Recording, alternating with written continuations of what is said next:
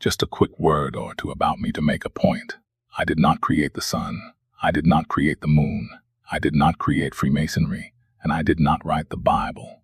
I also did not create the United States of America. And if I present you with the facts that force you to face contradictions within your own beliefs, I am not responsible for that either. So people can stop crying like lemmings because you can't handle the truth. The Nut House is not a safe space for people who are scared of critical thinking. I have zero empathy for people who act like I am the enemy for simply telling them the truth. I just think it is pathetic that all these people brag about what a badass they pretend to be. And then they get scared to death of an idea, like they need to go back into the shell of their belief systems and comfort themselves from my big bad truth. It is not my fault that you are scared of the truth, and anyone who calls themselves a truther or a minister and still pushes politics, well, you may want to listen up.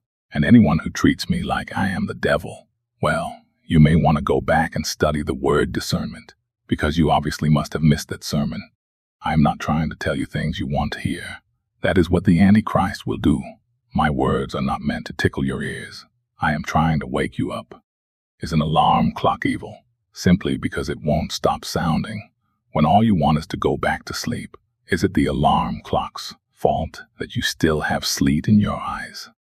Now most people know that Freemasonry is evil, but some people are a little late to the game, and that is who I am trying to reach. By the time I am done, many people will not be able to cope with their cognitive dissonance, so they will contort their minds to try to find a way to justify Freemasonry. As I stated previously, there are things in this life that I cannot control. It is what it is. But like I said, Freemasonry is evil. Listen to the horse's mouth. The following quote is by Albert Pike. He is required reading for Freemasons. Albert Pike writes, "The Masonic religion should be, by all of us initiates of the high degrees, maintained in the purity of the doctrine of Lucifer." So Pike confirms that Freemasonry is a religion, and that Freemasons learn that they worship Lucifer in the higher degrees. This also shows that in the early degrees they are kept in the dark and deceived. When people first become Masons, they are told that they can believe in any religion that they want, as if all religions were equal. This is the same thing as the coexist bumper sticker, which is brainwashing propaganda. But let's compare this to what the Bible has to say on the matter. You shall worship no other God, because the Lord, whose name is jealous, is a jealous God. And then there is John 14 verse 6. Jesus said to him, "I am the way, the truth, and the life. No one comes to the Father except through me." So clearly Christianity is not just a choice on a menu from a list of religions. So right from the beginning, the Word of God is at odds with Freemasonry. But at this point, I am sure there will still be some people in denial, with stubborn hearts, who do some mental gymnastics to play the devil's advocate and defend Freemasonry. So let's take a look at another quote by Albert Pike, 33-degree Mason. And I quote, "Yes, Lucifer is God, and unfortunately, Adonai is also God. Lucifer, God of light and God of good, is struggling for humanity against Adonai, the God of darkness and evil." So I really don't know how he could have made it any more direct than that. The man just told you that they worship the devil. And yet there will still be people, puffed up full of pride, who will still look for a way to deny this. They are more worried about trying to prove they are right than trying to learn the truth. It is all about their image and their ego. They don't want to lose face. That is more important to them than losing faith. So instead of acknowledging the truth, they would rather try to defend the devil and make excuses for Freemasonry. One such person told me that his father was a Mason, and that Masons and Shriners give money to charity, so they must be really good people. So this is pure ignorance at best. They use charity as a smoke screen. People like Bill Gates do the same exact thing. But this person would act like Bill Gates is different, because they know everyone is onto Bill Gates, and they don't see how Bill Gates is related to their defense of Masonry in order to defend their belief in politics. This is how disconnected their thought patterns are. They are mentally protecting themselves from the truth. I hate to break it to them, but Bill Gates is connected to the Masons.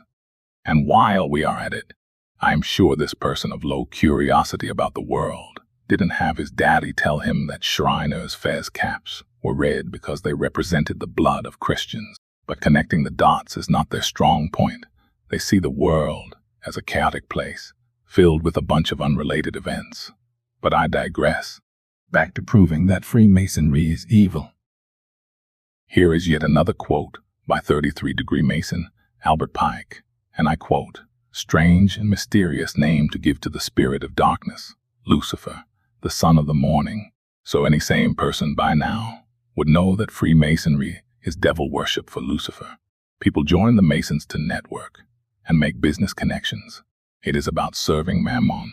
You join them to gain favor and get an advantage in building material wealth, but you have to give an oath to them, and you cannot serve to masters.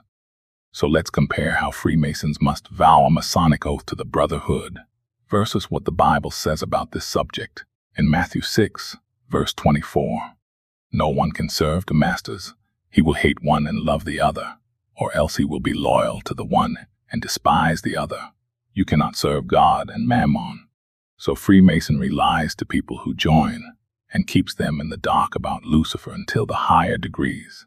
Since Lucifer is the father of all lies and deception, is this really such a surprise? Evil can only work in the shadows. That is why they keep you in the dark. The Bible is the only true light to help you see. Everything is connected, but a lack of ability to connect the dots is why some people are unwittingly lost in their own sense of duality and do not even realize it. They try to separate God from everything else, as if they can just put God into a box, like they can have one foot in the world and one foot in the Bible. They try to have it both ways, just like the black and white Masonic tiles. I advised someone that they were still of the world, and without even thinking, they said, "Of course I am. I live in this world," not realizing that this is man's wisdom and not God's wisdom. But my retort to that is there anything new under the sun? Is this a different world than the world the apostles lived in? I am reasonably certain that we are all living in the same world that the apostles lived in, but I digress.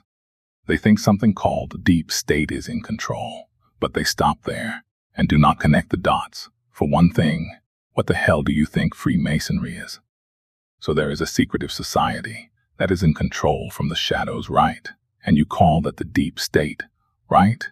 Well, I could go further, but that would be too much for one video.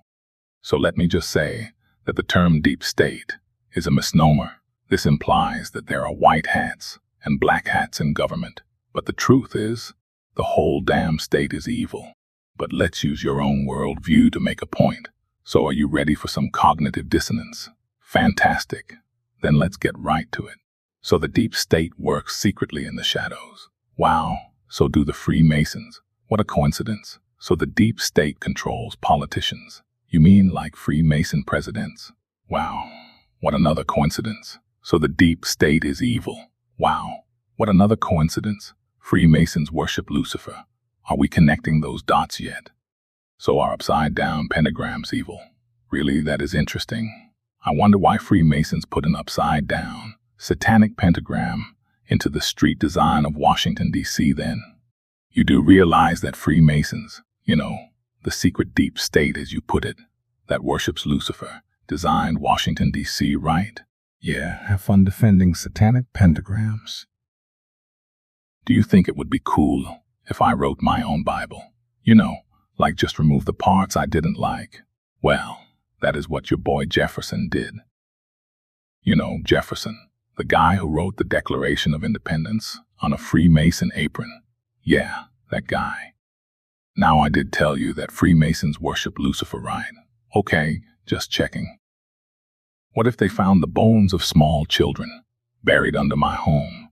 And if you found out I would say I was just doing science experiments, would you be cool with that? Well, that is exactly what happened to your boy, Ben Franklin. Ben Franklin, the guy that engaged in Diddy-style freak-offs in the Hellfire Club.